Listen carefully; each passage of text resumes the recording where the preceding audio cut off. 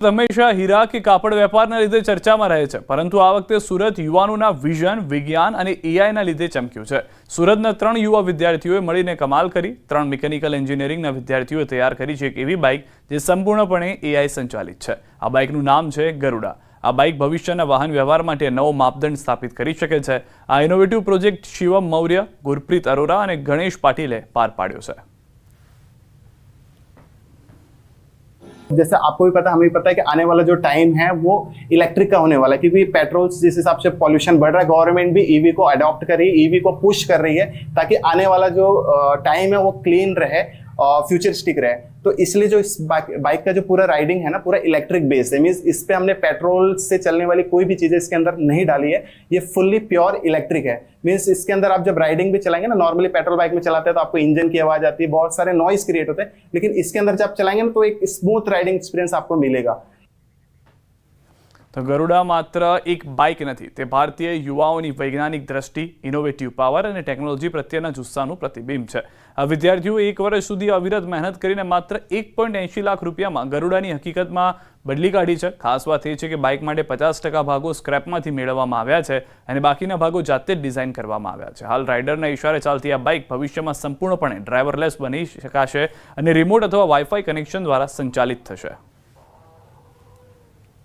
ऐसे ढेर सारे फीचर इसके अंदर हम अभी और भी इंक्लूड कर रहे हैं, टाइम टू टाइम जैसे मिल रहा है, और हमारी कोशिश भी है कि इसको हम आने वाले टाइम में इसको ड्राइवरलेस भी बना रहे हैं, जिसका काम भी हमने स्टार्ट कर दिया है। होप है कि ये बहुत जल्दी कंप्लीट हो, उसका भी मैं बनाने का प्रोसेस आपको दिखाऊंगा और कोशिश है कि ये काफी अच्छे से बनेगा और मैं काफी अच्छे से आपको दिखा पाऊंगा। ऑफ एक्सेलेंस 2.0 अंतर्गत राज्यની ગ્રાન્ટ ઇન एड माध्यमिक और उच्चतर माध्यमिक शालाओं ने माળખાકીય सुविधा पूरी पाड़वा राज्य सरकार आपशे आर्थिक सहाय। आवी शालाओने 80-20 प्रमाण में अपाशे आ सहाय। शिक्षण मंत्री डॉक्टर कुबेर डिंडोरे निर्णयने ऐतिहासिक गणाव्यो। गोधरा रेलवे स्टेशन खाते मंत्री कनुभाई देसाई साथे आवेला शिक्षण मंत्रीए जणाव्युं के आ निर्णय बाळकोना भविष्य माटे महत्वपूर्ण बनी रहेशे। ग्रांट इन एड शालाओ 9 થી 12 ની છે, એમાં આપણે એની વ્યવસ્થા કરી છે સંખ્યા આધારિત। આપણે 1.5 કરોડ સુધી જે કરોડ એની સંખ્યા આધારિત એની વ્યવસ્થા આપણે મિત્રો કરી છે। એવો સારામાં સારો નિર્ણય, ઐતિહાસિક નિર્ણય શિક્ષણ વિભાગના હિતમાં, બાળકોના હિતમાં, ગુજરાતના ભવિષ્યના હિતમાં અને બાળકોના હિતમાં, શિક્ષણના હિતમાં જે લીધો છે। પોલીસ સ્ટેશનના પીએસઆઈ લાંચ લેતા રંગે હાથે ઝડપાયા। પીએસઆઈ એમજી લિંબોલા લાંચ લેતા એસીબીના સકંજામાં આવી ગયા। પીએસઆઈએ આરોપીને ન મારવા અને ઝડપી જામીન પર છોડવા માટે 40,000 લાંચની માંગ કરી હતી। ફરિયાદીને લાંચ ન આપવી હોવાથી તેણે એસીબીનો સંપર્ક કર્યો। એસીબીએ ટ્રેપ ગોઠવી પીએસઆઈને રંગે હાથે ઝડપી કાર્યવાહી શરૂ કરી। જિલ્લાની આંગણવાડીઓમાં મળતા પૌષ્ટિક આહારને બારોબાર વેચી દેવાનું કૌભાંડ સામે આવ્યું। સાબરકાંઠાની પ્રાંતિજ પોલીસે કાળાબજારી માટે જતો આંગણવાડીના પૌષ્ટિક આહારનો જથ્થો ઝડપી પાડ્યો। પૌષ્ટિક આહારના મોટા જથ્થા સાથે પિકઅપ ડાલું પકડાયું, જેમાં બાલ શક્તિ, માતૃશક્તિ અને પૂર્ણ શક્તિના પોષણના જથ્થાની લગભગ 200 બોરીઓ મળી આવી છે। આ પૌષ્ટિક આહાર સગર્ભા મહિલાઓ અને નાના ભૂલકાઓ માટે હતો, પરંતુ કૌભાંડીઓએ તેનો કાળાબજારમાં વેપલો કરી નાખ્યો। ત્યારે સપ્લાયર અને તંત્ર સામે પણ સવાલો ઊભા થઈ રહ્યા છે। सरकार द्वारा बाळकोने पोषणयुक्त आहार मळे ते माटे आंगणवाड़ीओनी अंदर पोषणयुक्त खोराक आपवानी योजना शरू करी छे અને दरेक आंगणवाड़ीने पोषणयुक्त खोराक मळी रहे ते माटे आईसीडीएस द्वारा जिल्ला कचेरी द्वारा सीडीपीओनी निगरानी हेठळ तालुका वाइज आंगणवाड़ीओमां फाळववामां आवे छे। परंतु महीसागर जिल्लानो मोटो जथ्थो एक पिकअप डालानी अंदर प्रांतिज पोलीसे झड़पी पाड्यो छे। साबरकांठानी प्रांतिज पोलीसे झड़प्यो छे અને ડ્રાઈવરે મહીસાગર વીરપુરનો હોવાનું અનુમાન લગાવ્યું છે। આઈસીડીએસના અધિકારી છે દક્ષાબેન, આપણે તેમની સાથે વાત કરીશું। બેન, શું કહેશો? આ રીતના માલ પકડાયો છે, પોષણયુક્ત આહાર સરકાર બાળકો માટે આપતી હોય છે અને આ બારોબાર વેચી દેવાનું મોસ્ટ મોટું કૌભાંડ બહાર આવ્યું છે, શું કહેશો?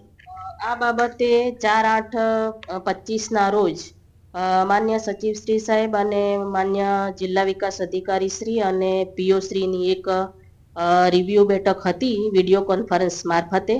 તે સમય દરમિયાન આ એક અમને સૂચના મળી છે। પ્રાંતિજ ખાતે ટીએચઆરનો જથ્થો પકડાયેલો છે, તે મહીસાગર જિલ્લાની ગાડી છે તેવું જાણવા મળેલ છે, પરંતુ હજુ સુધી કયા જિલ્લાનો કયા તાલુકાનો સ્ટોક છે તે સ્પષ્ટ થતું નથી, જેની તપાસની કાર્યવાહી હાલમાં ચાલુ છે। તપાસ થયેથી આ જથ્થો ક્યાંનો છે તેનું ખ્યાલ આવશે। પિકઅપ ડાલાવાળો જે માણસ છે જે માલ લઈને જતો હતો તેના પણ કાર્યવાહી ફરિયાદ પણ થઈ નથી, ત્યારે કોઈ પણ કાર્યવાહી કરવામાં નથી આવી, તે પણ એક સવાલ અહીંયા ઊભો થઈ રહ્યો છે। મિતેશ ભાટિયા, ન્યૂઝ 18 ગુજરાતી, મહીસાગર. કંપનીનું ઓઇલ ભરાવતા ગ્રાહકો માટે ચેતવણી સમાન કિસ્સો. સુરતના લસકાણામાં બ્રાન્ડેડ કંપનીના નામે ડુપ્લિકેટ ઓઇલ બનાવવાનું કારખાનું ઝડપાયું. લસકાણાના એક બંગલામાં ચાલતા કારખાનામાં પોલીસે દરોડા પાડી નવનીત ઠુમ્મર નામના આરોપીની ધરપકડ કરી. બ્રાન્ડેડ કંપનીનું સ્ટીકર બનાવી ડુપ્લિકેટ ઓઇલ પધરાવવામાં આવતું હતું. ઓઇલ ડુપ્લિકેટ છે કે ઓરિજિનલ તે ખ્યાલ પણ ન પડે તે રીતે પેકિંગ કરતા હતા. પોલીસે અંદાજિત 7 લાખની મત્તાનો મુદ્દામાલ જપ્ત કર્યો. ઝડપાયેલ આરોપી ગુનાહિત ઇતિહાસ ધરાવે છે. जो आरोपी जो पकड़ा गया है नवनीत भाई जसवंत भाई ठुम्मर, ये मूल अमरेली जिले का रहने वाला है। अभी हमने सारी कंपनीज को जान कर दिया है, उनके अथॉरिटी और उनके जो ऑथराइजेशन है वो, क्योंकि इनमें से कुछ कंपनीज ऐसी हैं जो कि अमेरिका की, ब्रिटेन की कंपनीज हैं, तो वहाँ से रिप्रेजेंटेटिव्स का ऑथराइजेशन आने के बाद वो यहाँ पे कॉपीराइट्स एक्ट के तहत केस दर्ज होगा। કાયમી નોકરી અપાવવાના બહાને ઠગાઈ આચરનાર માસ્ટર માઇન્ડની પોલીસે ધરપકડ કરી. આરોપી ચિકેશ શાહે એલઆઈસીમાં કોન્ટ્રાક્ટ બેઝ પર નોકરી કરી રહેલા લોકોને કાયમી નોકરીના લાલચ આપી 10,000 રૂપિયા ઉઘરાવ્યા હતા. આરોપીઓ કુલ 46,50,000 પડાવી લીધા બાદ કોઈને નોકરી નહોતી આપી. વારંવારના વાયદા બાદ આખરે ભોગ બનનાર લોકોએ પોલીસ ફરિયાદ કરી. આખરે પોલીસે ફરિયાદના આધારે આરોપીને દબોચી લીધો. પોલીસ તપાસમાં સામે આવ્યું કે આરોપીઓ કુલ 1 કરોડ રૂપિયા સુધીની છેતરપિંડી આચરી ચૂક્યા છે. પોલીસે આરોપી સામે અન્ય એક ગુનામાં પણ ફરિયાદ નોંધી છે. એલઆઈસીમાં હંગામી ધોરણે પટાવાળાની નોકરી કરતા હતા અને તેઓને છૂટા કરવામાં આવેલા હતા, જેથી તે લોકો કાયમી થવા માટે રજૂઆતો કરતા હતા. અને આ કામના આરોપી જે ચિકેશ કાંતિલાલ શાહ છે તેના સંપર્કમાં આવતા આ ચિકેશે આશ્વાસન અને ભરોસો આપેલો કે તમે લોકો મને જો ભંડોળ આપશો તો હું આનો ઉપયોગ કરી અને તમને બધાને કાયમી કરાવી દઈશ. ઉત્તરકાશી દુર્ઘટના વચ્ચે રાહતના સમાચાર. ઉત્તરાખંડ ગયેલા ગુજરાતના પ્રવાસીઓ સુરક્ષિત. 141 ગુજરાતી પ્રવાસીઓ હાલ સુરક્ષિત. અમદાવાદમાં 99, હારીજમાં 12 પ્રવાસી સુરક્ષિત, ભાવનગરમાં 15, વડોદરાના 5 પ્રવાસી સુરક્ષિત. રાજ્ય સરકાર ઉત્તરાખંડ સરકારના સાથે સતત સંપર્કમાં. અમદાવાદના 5 લોકોની તબિયત નાદુરસ્ત હોવાના સમાચાર. અમદાવાદના નાદુરસ્ત 5 પ્રવાસી હોસ્પિટલમાં સારવાર હેઠળ. ખરાબ વાતાવરણને કારણે એરલિફ્ટ થઈ શકે તેમ નથી. વાતાવરણ સ્વચ્છ થતાં ફરી રેસ્ક્યુ ટીમ લાગશે કામે. ગુજરાતથી ઉત્તરાખંડના પ્રવાસે ગયેલા લોકો હેમખેમ. પહેલા ગુજરાતમાં કોમનવેલ્થની તૈયારી. કોમનવેલ્થનું ફેડરેશન ગુજરાતની મુલાકાતે. ગાંધીનગર અને અમદાવાદના 6 સ્થળોની મુલાકાત. ડાયરેક્ટર ઓફ ઓપરેશન ડેરેન હોલની અધ્યક્ષતામાં પ્રતિનિધિ મંડળે લીધી મુલાકાત. નરેન્દ્ર મોદી સ્ટેડિયમ, સરદાર પટેલ સ્પોર્ટ્સ સંકુલ, રિવરફ્રન્ટ જેવા સ્થળોની મુલાકાત લીધી. સંસ્કારધામ, મહાત્મા મંદિર, આઈઆઈટી જેવા સ્થળોની પણ લીધી મુલાકાત. કોમનવેલ્થ ગેમ માટે ગુજરાતની સક્ષમતા અંગે મેળવી માહિતી. ગુજરાતમાં સ્પોર્ટ્સ ઇન્ફ્રાસ્ટ્રક્ચર અને હોસ્પિટાલિટી અંગે પણ કરી ચકાસણી. અમદાવાદ કોર્પોરેશનથી લઈને રમતગમત મંત્રાલયના અધિકારીઓ સાથે બેઠકો પણ યોજી. રમતગમત, યુવક અને સાંસ્કૃતિક વિભાગના મંત્રી હર્ષ સંઘવી સાથે પણ ડેરેન હોલ અને પ્રતિનિધિ મંડળે કરી બેઠક. દ્રશ્યો પણ આપ જોઈ રહ્યા છો. જે રીતના ગાંધીનગર અને અમદાવાદના 6 સ્થળોની મુલાકાત કરવામાં આવી છે. કોમનવેલ્થ ફેડરેશનની ગુજરાત મુલાકાતથી શક્યતાઓ છે કે ગુજરાતમાં પણ કોમનવેલ્થ ગેમ્સનું આયોજન થઈ શકે.